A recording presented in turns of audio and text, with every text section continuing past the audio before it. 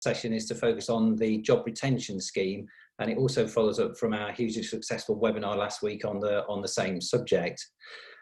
Thank you all very much for joining us. It's a slightly different way for us of doing things in terms of the virtual environment rather than the normal face-to-face sessions that we normally undertake. But from doing webinars, I think this is our 5th now, we are finding them really beneficial. It still is a way of people joining in and making sure that they can ask questions and being involved. And I think it's fair to say that we are living through some unprecedented times at this particular stage. And I think that's probably an understatement for some of you. And I think I've mentioned before, if you've been watching this series of webinars, that the Chamber have been doing a number of things to try and help businesses at this stage. Contacting our members has been key to that, making sure that we fully understand the sort of issues that they're coping with at this time, and making sure we can then feed them back, or we can then provide support services that will be a benefit to them and the wider business community. In terms of some of the information that we have picked up recently, I thought it might just be interesting for you to know some of the survey results that have come out today from both ourselves and our wider British Chambers group. Unsurprisingly, the survey suggests that there's a sharp fall in domestic and overseas revenues for businesses that replied to the survey. Almost half of the respondents, 44%, expected to furlough at least 50% of the workers within the next week, with a third of respondents, 66%, using remote working, and half looking now to use video conferencing facilities as we are today. Last fact in terms of those, 18% of businesses had already closed their operation. So I think that underlines we are going through some terrific change in this particular time.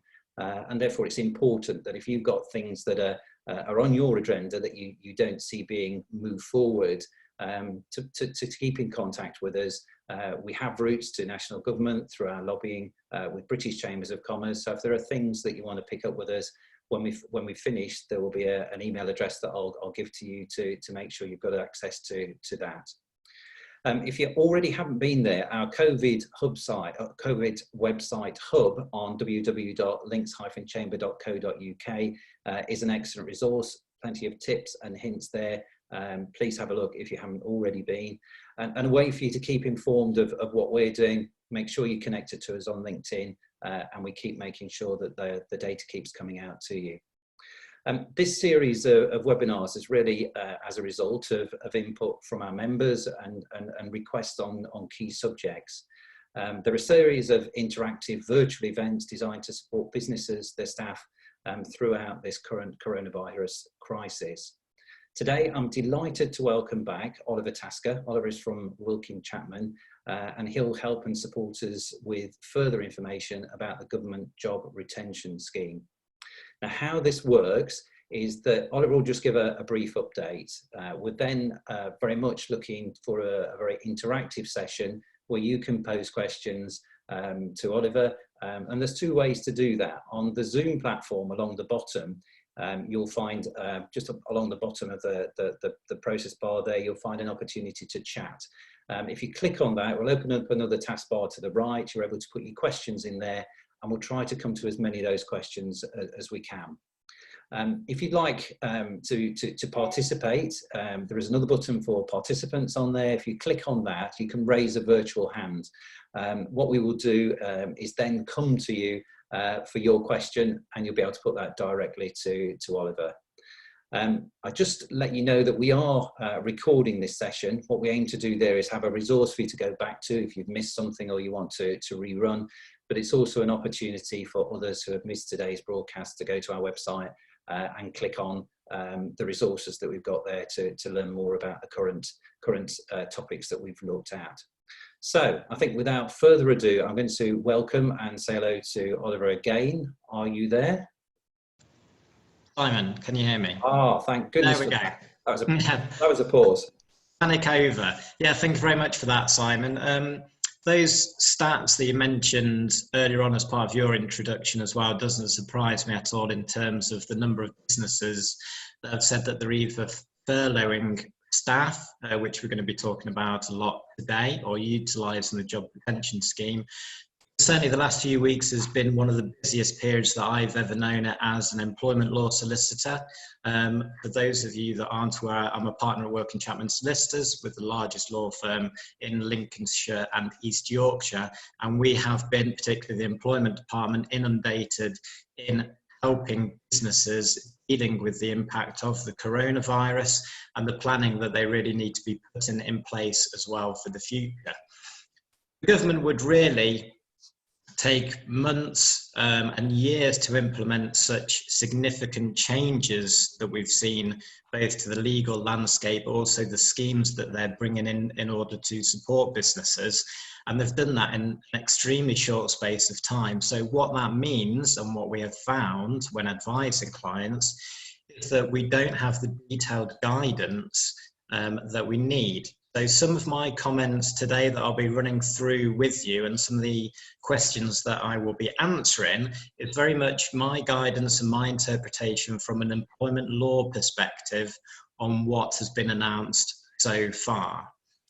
So there is a big solicitor caveat, as there always has to be, that everything that I'm saying is accurate as of today, but it is also my interpretation. So it may be the case we get further clarification from the government tomorrow that could render what I'm saying today on the 2nd of April outdated already. And this is certainly what we found after the first webinar that we did last week, and why we felt it was important to give the update this week as well. Okay, I wonder if it's as well to go back before we go forward, because there'll be some on this webinar that didn't hear the last one. So I wonder if you could just go back and go over the purpose of the scheme for us, please. Absolutely. So you'll have all heard a lot about it by now, the coronavirus job retention scheme that's been announced by the government, and this new word that we're now becoming aware of in terms of furlough and furloughed employees. And the scheme is designed to support employers, to support businesses whose operations have been severely affected by the coronavirus. And the idea, which is very important, is to protect the employees that would have otherwise been laid off or made redundant due to the coronavirus situation that we're facing. And instead of that, they will be furloughed. One point to note is it's the employer's decision, and it's not something that an employee can request or look to implement themselves. And some media outlets and people in the media have been very much misreporting in terms of that, which hasn't helped the situation at all. The job retention scheme, it's a temporary scheme open to all UK employers, and it's open initially for a period of 3 months back, dated to the 1st of March 2020.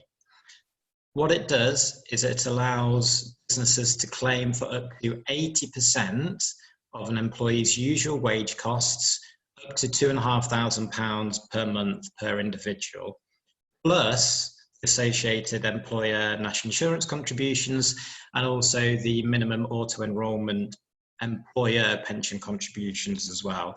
Those will be reimbursed by the government when the HMRC portal is set up, which we're still waiting for. But that's the overall position and the overall premise behind the scheme as well. I think the government have announced some changes recently, so could you just run through us what those short-term changes have been? So the government actually published some more detailed guidance last Thursday evening. As I said earlier on, we are expecting more guidance as well in the actual regulations, the legislation behind it, to come into play soon and to get that detail. What they've confirmed is that A, it's open to any UK organisation, so any business, so business, charities. It's now been confirmed recruitment agencies are covered on the condition that agency workers are paid through PAYE, and also public authorities, albeit the government have said that because that funding is continuing, they do not expect public authorities to furlough any staff. One point that's also been clarified as well, in order to make the most of the scheme, the employee has to have been on your PAYE payroll as of the 28th of February. So if they were not employed by that date and you've taken them on afterwards, you are not able to furlough that individual if the work has dried up. It covers full-time employees, part-time employees, Importantly, now the government have confirmed that it also covers agency workers, as I said, as long as they're PAYE, and also employees on flexible or 0-hour contract. That was a big question we had previously on whether they would have the protection or not.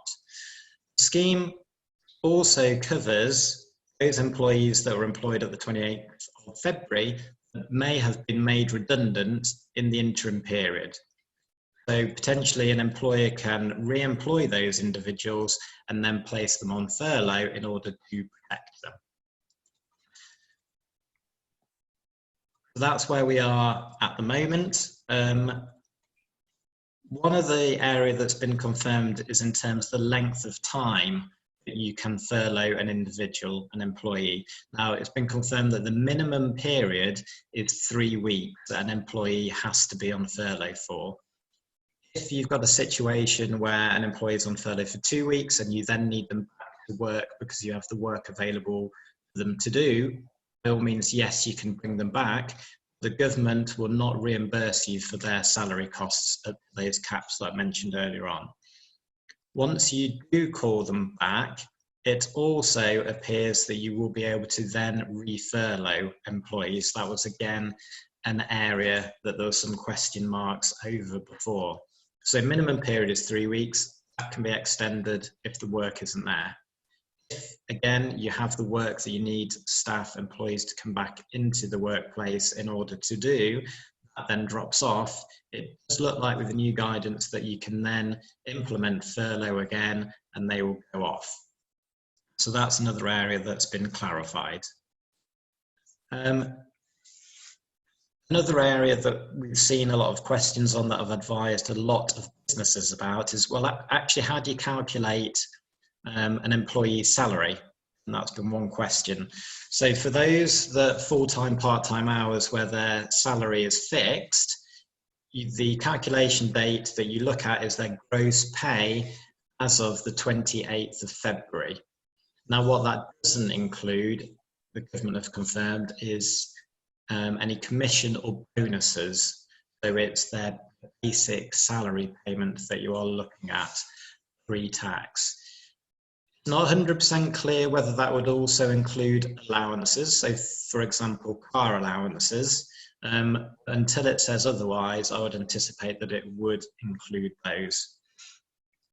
Those that their pay varies, if they've been employed by the business for a full 12 months, the full year, you are looking at the higher figure of either the same month's earnings for last year, so February last year, or their average monthly earnings calculated over the 19-20 tax year. And again, that's the figure that you then use to calculate the 80%. Another question is that, well, how about an individual that's not actually been with me for that full year? And again, you can claim for the average of their monthly earnings for the period that they've been with you. So you're using that period to calculate the average for them. Once you've worked out what their salary is that you can claim for, you then have to work out on top of that the amount of the employer's national insurance contributions and the minimum pension contribution you're also entitled to be reimbursed under the scheme. In terms of the method to claim it, we know that HMRC are busy setting up this portal in which employers will then log on to submit the claims being reimbursed the money. It's now been confirmed that an employer can submit a claim once every 3 weeks, but we still don't know when that portal will be set up. And that's an issue, A, from a cash flow perspective for the business, and B, from a certainty perspective as well. So we really need that clarity as soon as possible from HMRC. Simon, shall we look at any questions that may have popped up so far? Yeah, in terms, just as a reminder, if you'd like to ask your own question, the bottom button where it says participants on the Zoom platform, there's an option to put your hand up. If you'd like to do so, then please do now, and I can come to you in terms of asking those questions. Some of the questions that I can just go to that have been pre-posted in so far. Okay, so are you aware of any restrictions to prevent you from making an employee redundant later if they're on furlough now, i.e. is there a timescale upon which you have to keep the employee employed? No, so it may be the case that during a period of furlough, or the staff are placed on furlough, that unfortunately you do need to start to look at redundancies and plan for that. And there's no reason to suggest that you cannot start consultation with employees that are on furlough leave. So no, there's nothing wrong with doing that. Okay, hopefully some quite straightforward ones, although this first one, having said that, might not be as straightforward. What are the implications if staff are due to go on maternity leave? Yeah, so maternity leave really overrides furlough. So if, for example, you have a member of staff that's going on maternity leave next week and you've not implemented furlough as of yet, then they will go on maternity leave. Nothing is impacted because of that. It may be the case that you have an employee currently on furlough leave, that has been furloughed, that will then be starting their maternity leave further down the line. And again, when it gets to that point, when it gets to that date, they will then be on maternity leave as normal. One area that you may have to consider is if an employee is furloughed, obviously that has an impact on their pay because they're either at 80% or the cap of £2,500. May need to look at whether that's going to impact on the maternity pay that you'll be paying as a business, and that needs to be factored in as well. Okay, thanks for that one.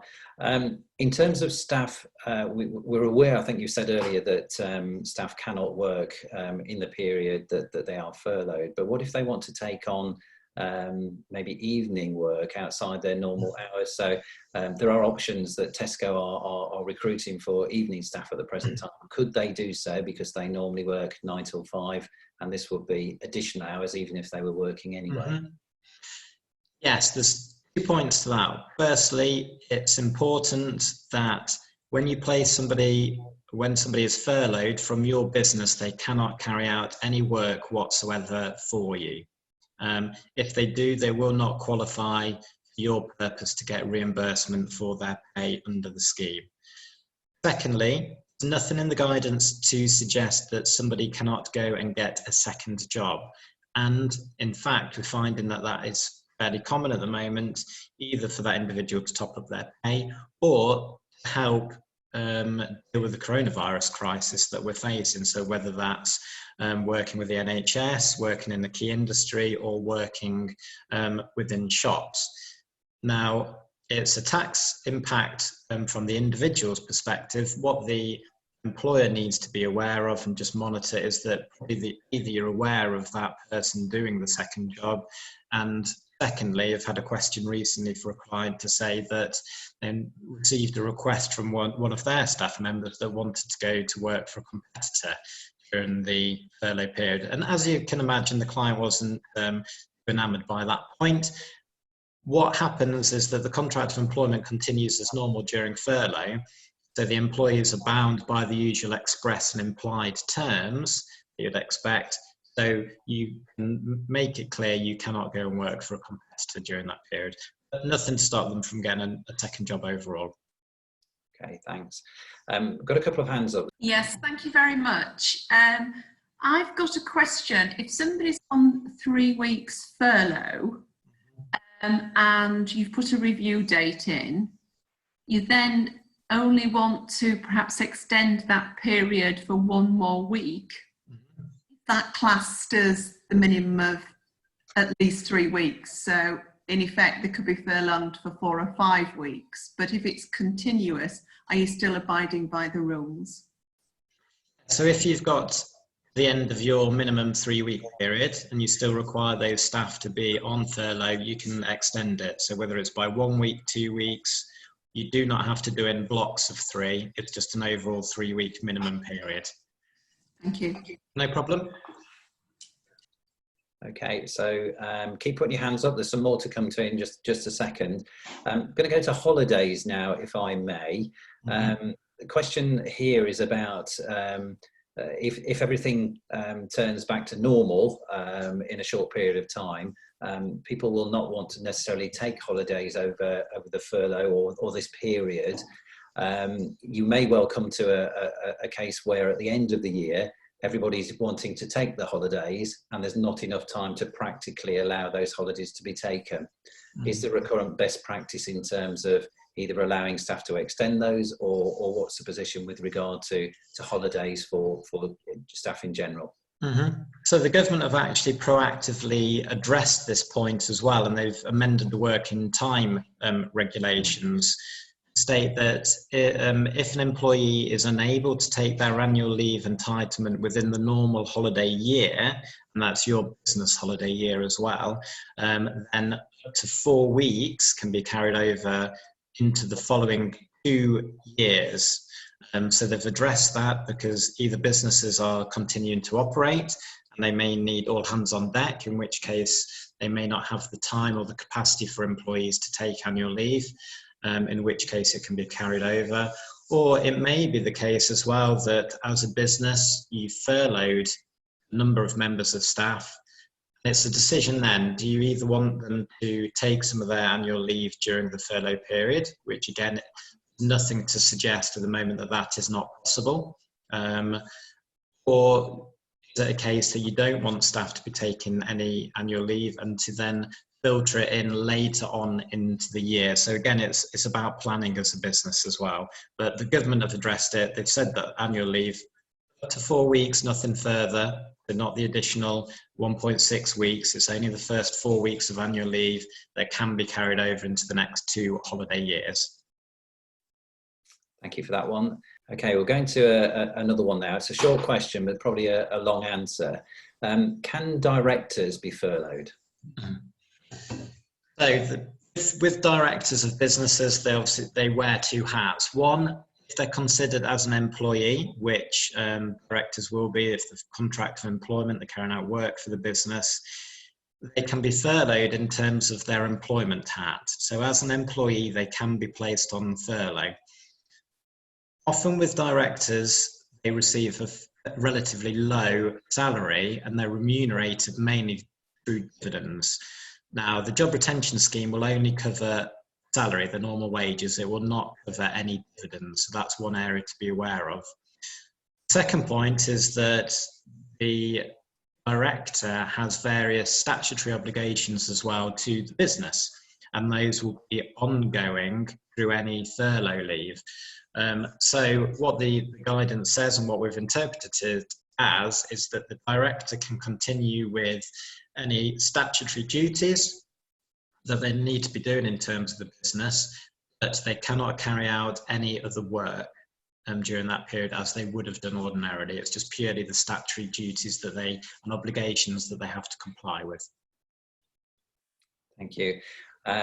I've got a question. We talked about this last week at the webinar, and we talked about people whose hours had been temporarily reduced, not a complete change, but just a temporary reduction in hours of pay, and that was a normal thing to do in a redundancy situation. However, there is a paragraph which has caused alarm that says that if hours are reduced or pay is reduced, then people cannot be furloughed. Can I have your comments on that, please? Yeah, so you can only utilise furlough if there's no work there. So if they would have been laid off or made redundant, then they will qualify for furlough.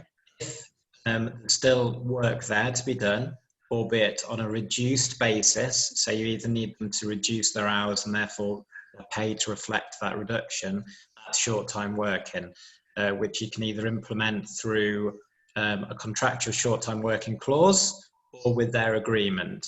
But if they are carrying out work, if they're on short-time working, they do not qualify for furlough and you can't get any reimbursement for their wage costs.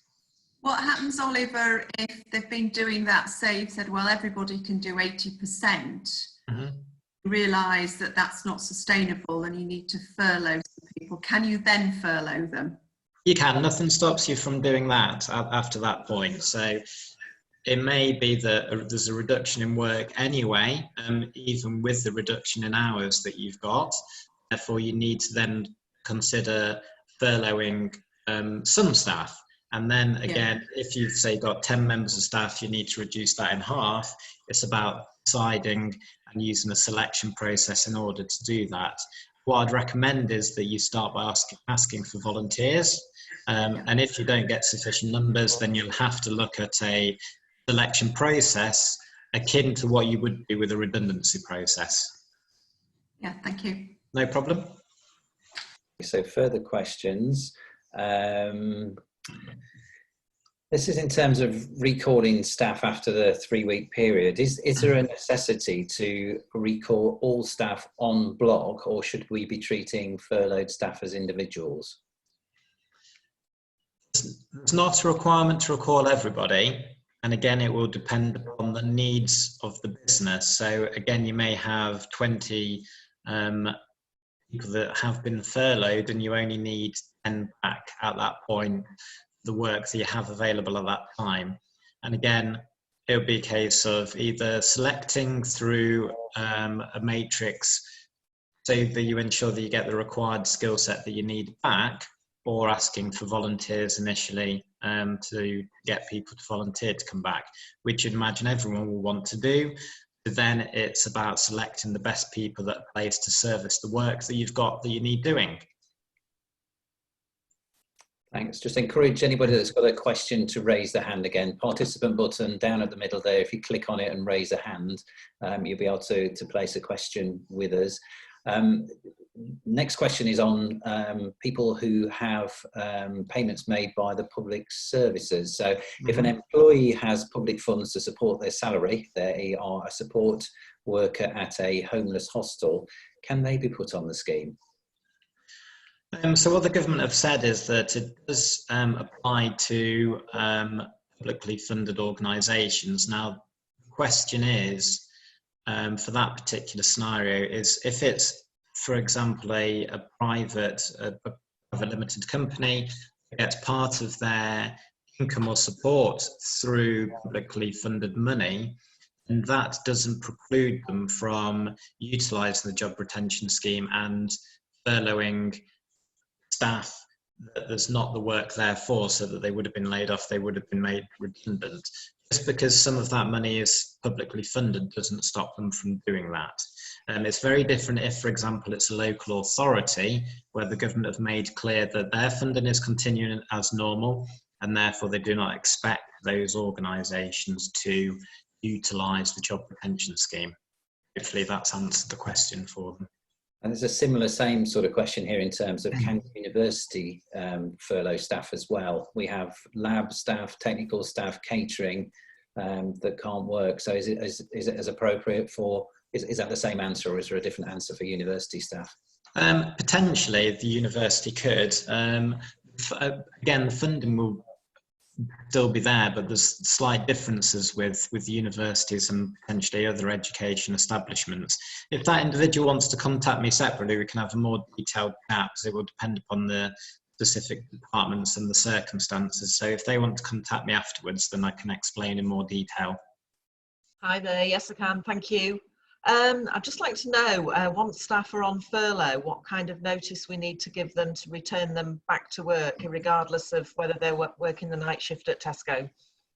Yeah, there's no minimum, there's no maximum notice period that's been stipulated.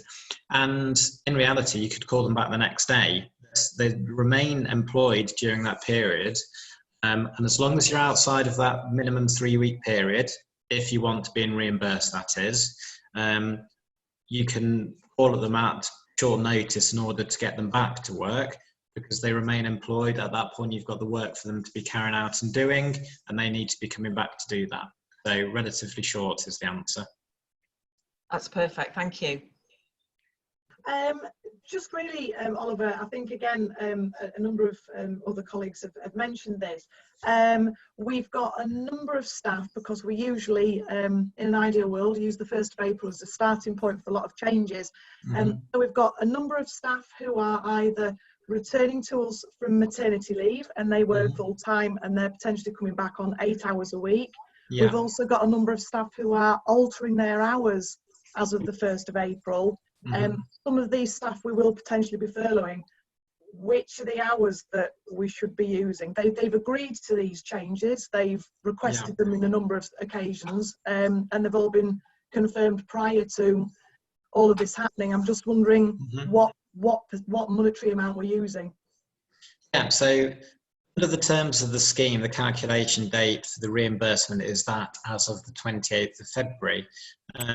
Really thinking out loud though, if you have people that either are returning, say from April onwards, or who are by agreement reducing their hours and therefore pay, you wouldn't be able to get reimbursement at the 80% stroke £2,500 as of that date.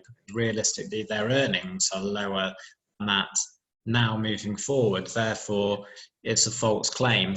So HMRC, if they audited it, wouldn't cover that increase in pay. Again, that's my thoughts on it, how I anticipate it will be applied, subject to anything that the government may clarify further down the line. Okay, so even if they're reducing, so we've got somebody who's gone from 20 hours a week and they're reducing down to say 10, am I still potentially going to have to claim that 20, or do we have to can I base it on the 10? You'd look to base it on the 10, is how I'd interpret the scheme. Interpret it. Okay. Yeah, I imagine HMRC are going to clarify that, because the longer that we go on in terms of a potential furlough period as well, and you can submit a claim every 3 weeks, they've clarified, they may need then the employer to input the most recent and up-to-date pay information as we progress beyond the 28th of February. Okay, yeah, lovely, thank you very much. Thanks.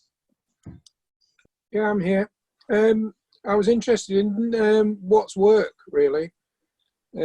We've got a number of people who are furloughed who have a vast amount of information locked in their heads. If just asking them a question, is that work if they answer us, or can we make some form of communication with them? It's becoming a bit of a tricky subject with us. It is, yeah, and it's about being sensible and pragmatic under the circumstances. So they can't do anything that essentially generates revenue for the business, so to carry out work to that extent. In terms of answering questions, so your ability to phone them to ask for their either knowledge on something that you require or you need their input on, I don't see that would impact upon the reimbursement from HMRC. It is purely ensuring that they do not do any tasks, work that generates that revenue for the business. Fine. And I noticed there were some other questions about bank holiday pay, which I'd be intrigued to know what your answer is on that, what we should be paying. Okay, yeah, so we've got the bank holidays, obviously period that's coming up with Easter. Now there's 2 points. It's not been confirmed that people are unable to take holiday during furlough, as I mentioned earlier on. ACAS in their guidance have suggested that they do not think that an employee can take annual leave during it, because it's a separate leave period under furlough. I disagree with that. My colleagues in the employment department of Wilkin Chapman disagree with that, and the majority of employment solicitors that I've seen as well also disagree with that. So we're very much of the opinion that an employee can take annual leave during a furlough period. So the consequence of the bank holidays coming up is that that remain as a holiday entitlement, would have to be at their normal rate of pay rather than the reduced 80% stroke £2,500 limit, or prorated for that specific bank holiday day. So it'd have to be at their normal rate of pay.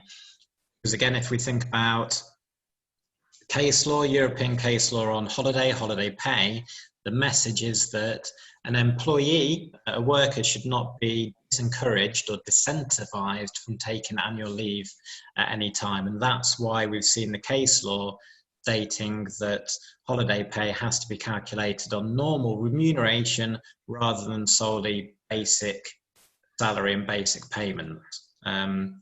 Hopefully that clarifies that question that people have been raising. Yes, thank you. No problem. Hi, Oliver. It's just a question regarding salary payments. Should we continue to make the salary payments on their usual due dates, even though by that point we may potentially not be able to put a claim into the portal, or certainly there may be a delay in getting the payments?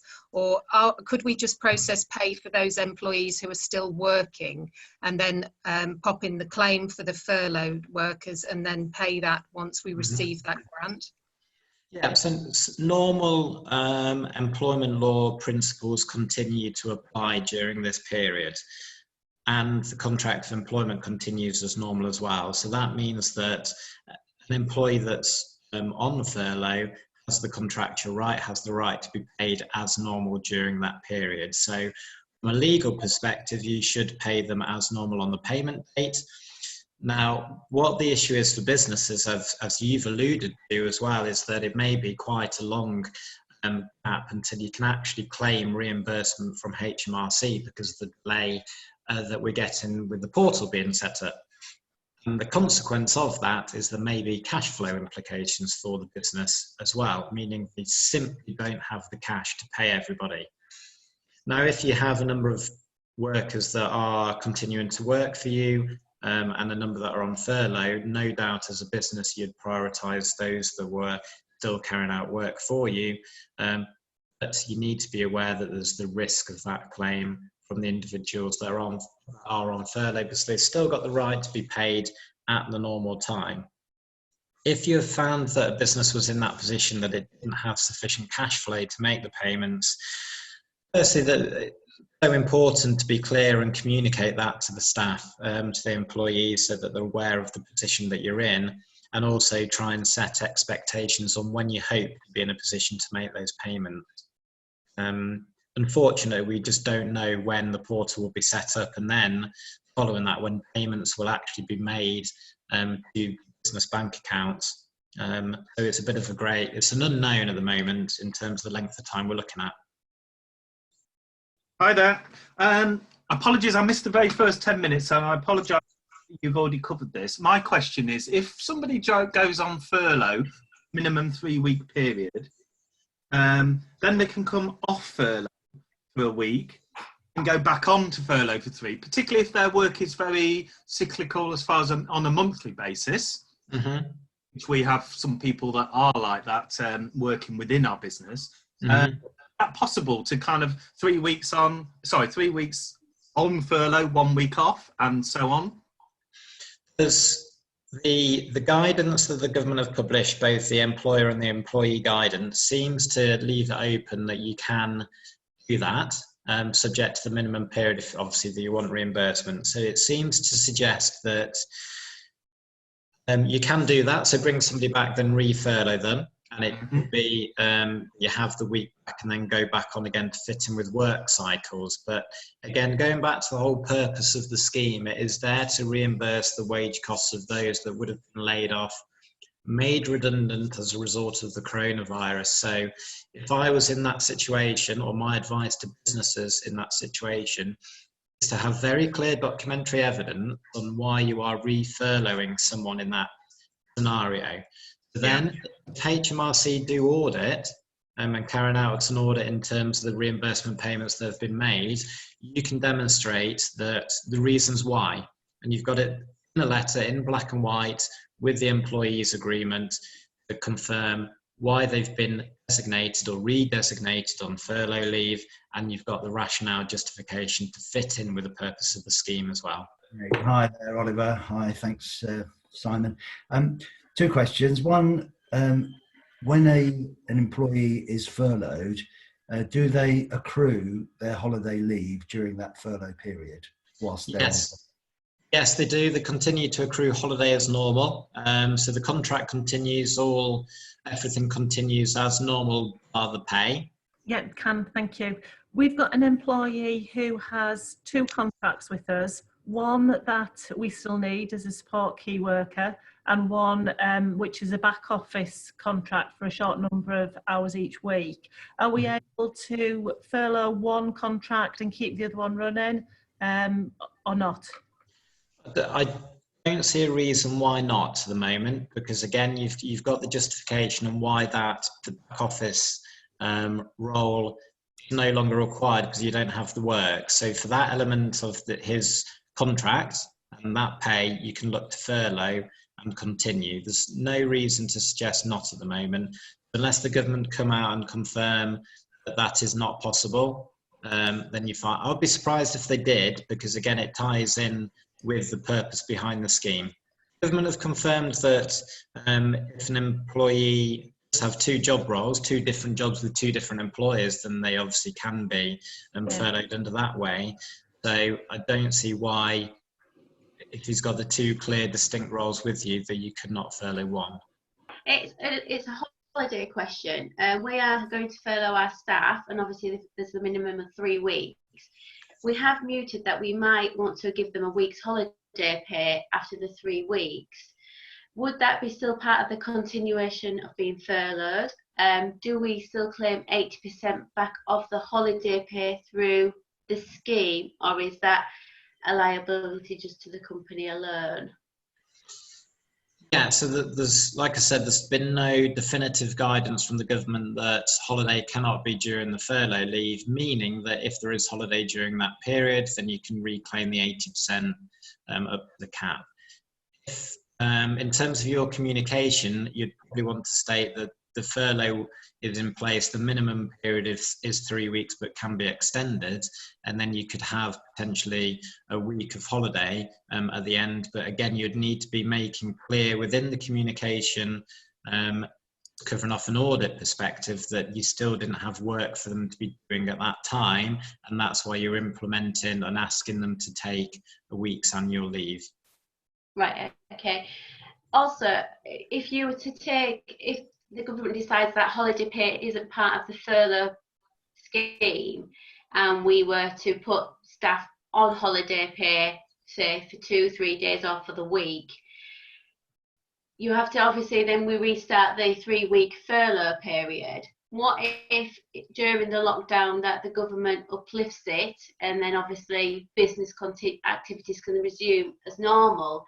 Do you still have to keep the staff on the minimum of 3 weeks, or will the government be more, I don't know what to say, a bit more at ease, you know, like, because it's midway through the 3-week period? Oh, I see. So do you mean that if as a business you say put people on furlough, which has to be for the minimum period of 3 weeks, but during that period the government have said that the scheme is ending? Yes, or that they've lifted the lockdown and therefore businesses can resume their activity as normal. But if we've furloughed all our staff, we can't obviously resume activity.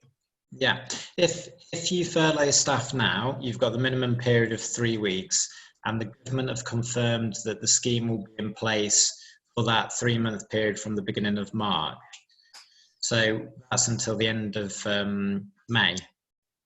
Yeah, that's not what I'm trying to say. It's like at the moment we're currently on lockdown, and Yes. It's reviewed every 3 weeks. So we're in week 2, obviously week 3 next week, and then the government, they are more likely to say carry on, as the lockdown will be for a further another 3 weeks review. But what if at some point they decide that we're not on lockdown, but we're all in mid-furlough, if you know what I mean? Oh, I see. Yeah. So if you have staff that are in the first 3 weeks of their furlough leave or furlough, and the government then say lockdown relaxed, people can go back to work, or you have the work for them to come back to work to do, on the basis of the guidance at the moment, if they've not been on furlough for 3 weeks, as the minimum, you would not be able to claim the reimbursement from HMRC.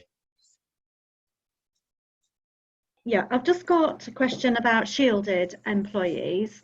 I've got a few employees who have got their 12-week notification, and that period runs into June. I'm assuming because at the moment the 80% has only been confirmed for March, April and May, any period that then subsequently for those shielded people runs into June would just be paid at statutory sick pay, unless the government obviously extend the 80% period? Yes, yes, that's right. Unless the government extend the retention scheme, at that point, furlough wouldn't apply. So they would then be placed on sick leave. Okay, all right, that's great. Thank you. Thanks. Thanks. I'm going to try and just cram in just a couple of things now, because we're getting very close to the 3 o'clock deadline. So these are pension related, which I don't think we've touched on a lot. But the first one is, can employer pension contributions be claimed by the employer during furlough? And is this at statutory rates only, i.e. not enhanced contributions? And the other one is, I've assumed the pension contribution reclaim is at 3% AE minimum, regardless of pension schemes and actual employer contributions. Is this right? Yeah, so what the guidance has said is that employers can reclaim the minimum automatic enrolment employer pension contributions. So that's what will be covered as well by the fund. So it's the 2.5/80% plus employer national insurance and the minimum auto enrolment pension contribution from the business as well. Okay, this is going to be the final question. We're running up against time, so. Good afternoon. Hello. Hi. Hello. Sorry, just a quick one. I've furloughed some of my staff. Got 4 members of staff I've furloughed. Now they've asked if they can carry on doing any training that are already been on with when they are under furlough. Mm-hmm. They've volunteered to do it without pay. Okay, so in terms of just picking up on the training point, because I'm conscious of time, yes, while on furlough, employees can continue with any training or volunteering. Yes, they can. And that is training, doing any training within the business, because I've heard 2 stories. Yes. that they have to be paid for it. Yes, yeah, so any training in terms of the business they can continue to do even though on furlough, yes. Yeah, unpaid. Paid. They're entitled to be paid for that, yes. Okay. Okay, with huge regret, we've somehow got to 3 o'clock extremely quickly. So Oliver, thank you very much for that. Is there something you just want to summarise with after all those questions? Is there a short summary you want to just give us an overview? Yeah, very briefly. I mean, as you can see from the number of questions that there still are, despite the government guidance that we've had in place so far, it's an area that, the government are having to implement legislation and regulations for, but there are those unanswered questions and clarity we still need.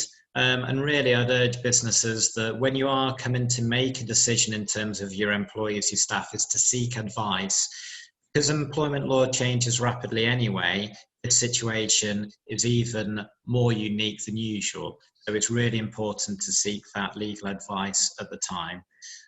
We're helping a lot of businesses around Lincolnshire and the UK at the moment in terms of that, and we've prepared a lot of documents as well. So if you do need any help, support, advice in any way, then please feel free to contact me. Okay, thank you once again, Oliver. Thank you everybody else on this particular broadcast today. Hopefully you find it really useful and a good use of an hour. Certainly packed a lot in there, I think. We have got more coming up in this ChamberConnect series. They normally happen between 2 and 3 o'clock.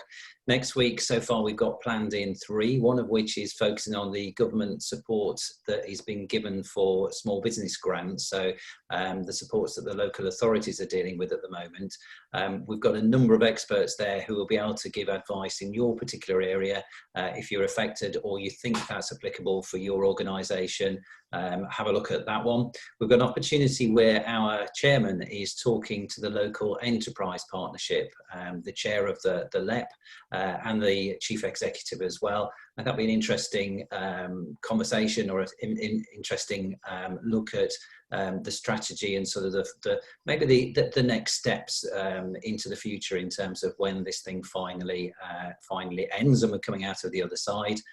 The other session that we've got next week is on the well-being of remote workers. Now, you all probably have got lots of workers who are going through change at the moment. Whilst in the first few weeks, it's probably focused on a lot of firefighting and a lot of getting used to. This is more about looking after those workers and making sure that their health and well-being is well at home, and that you're getting the most out of those employees as well. You can register for those sessions on our website, links-chamber.co.uk/events. If you've got any more ideas about the sessions we could actually provide for you, let us know, but this time at events@links-chamber.co.uk, along with any other information or any other questions, particularly with regard to this that you might not have had answers today.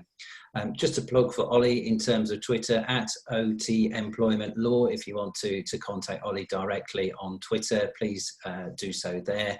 But again, if you want to send anything in to us to pass on, events@links-chamber.co.uk is another way to do it.